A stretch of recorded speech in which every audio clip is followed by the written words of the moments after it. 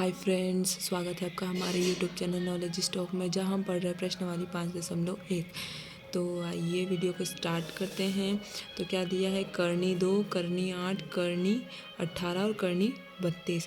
अब देखो, हमें एक ऐसी श्रेणी बनानी है जिसमें जो हमारा करनी 2 आए।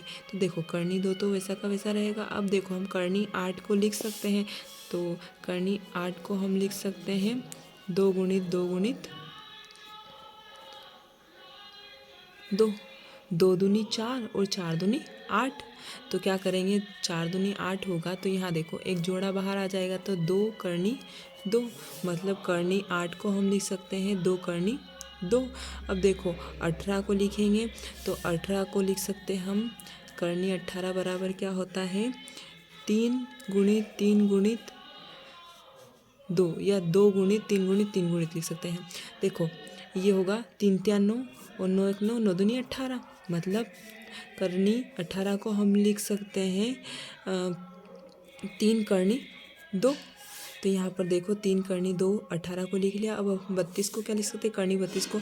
तो करनी 32 बराबर क्या होगा, ये हो गया 2 दूनी 4, 4 दूनी 8, 8 दूनी 16 और 16 दूनी 32। मतलब इसको हम कैसे कर सकते हैं, एक जोड़ा यहाँ से बनेगा, एक जोड़ा यहाँ से।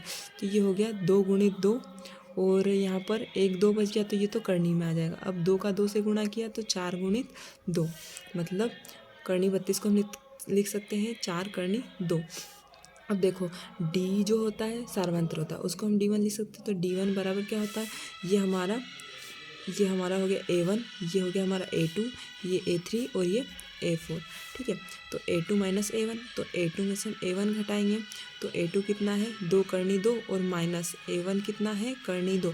अब देखो करनी 2 के साथ में कुछ नहीं तो 1 है।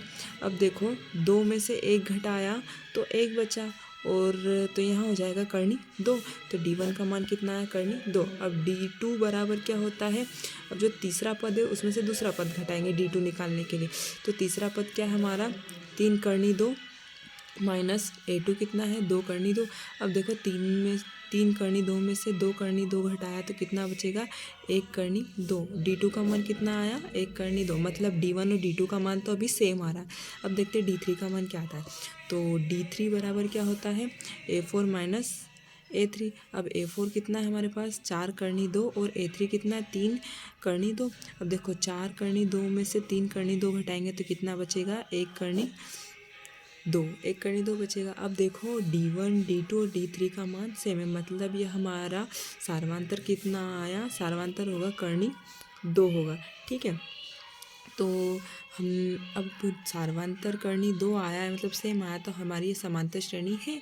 अब इसको क्या करेंगे, हम इसके अगले 3 पद निकालेंगे। अगले 3 पद कौन से होंगे,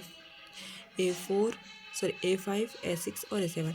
तो अगले 3 पद A5 निकालेंगे। A5 निकालने के लिए क्या करते हैं, A5 बराबर क्या होता है, जो हमारा चौथा पद है उसमें हम सार्वंतर जोड़ देते हैं। अब A4 क्या है हमारे पास में 4 करनी 2, तो A4 का मान कितना है 4 करनी 2, और D कितना है हमारे पास करनी 2।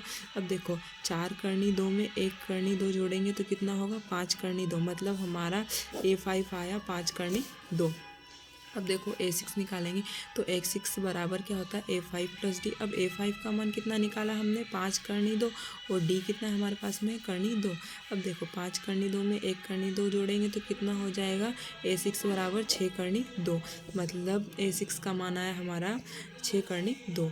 अब A7 निकालेंगे, तो A7 बराबर क्या होता है A6 प्लस D। अब A6 का मान 6 करनी 2 आया, और D का मान कितना आया 7 करनी 2। अब 6 करनी 2 में 1 करनी 2 जोड़ेंगे तो कितना हो जाएगा 7 करनी 2। तो हमारा जो A5 का मान आया 5 करनी 2, A6 का मान आया 6 करनी 2, और A7 का मान आया 7 करनी 2। तो आई होप आपको हमारा वीडियो समझ में आया होगा। प्लीज़ हमारे चैनल को सब्सक्राइब करें। Thanks for watching, bye bye friends.